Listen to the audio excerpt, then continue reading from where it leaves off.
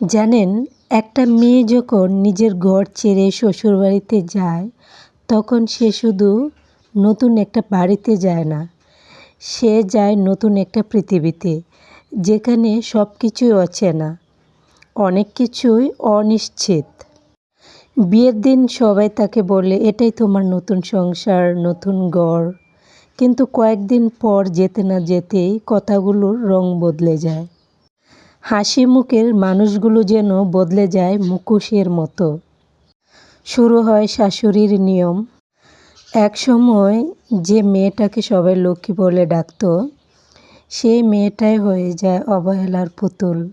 শুনতে হয় অপমান, মেনে নিতে হয় দোষ, আর যেগুলো কোনোটাই আসলে তার না।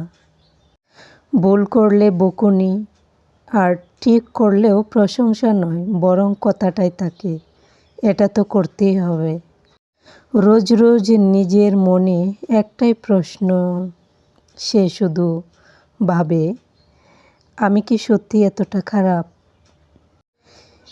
কিন্তু সেই মেয়েটা ঘরের সবার জন্য সব কিছু করে, কিন্তু তাকে জড়িয়ে ধরে বলার মতো একজন মানুষও থাকে না, যে বলবে তুমিও মানুষ, তুমি ক্লান্ত হলে বিশ্রাম নাও। তবুও সে হাসে, তবুও সে রান্না করে, তবুও সে সবার মন রাখার চেষ্টা করে।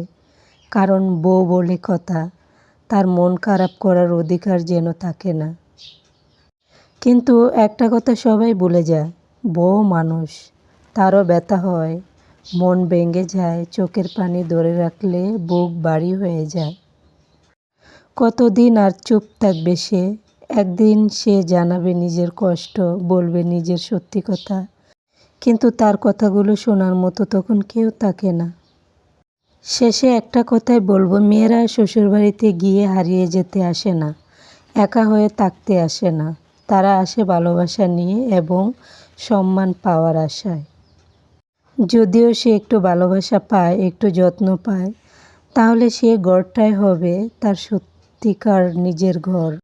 তাই শাশুড়িদেরকে বলবো, নিজের ছেলের বউকে একটু সম্মান দিয়েন, কারণ তারাও কিন্তু মানুষ।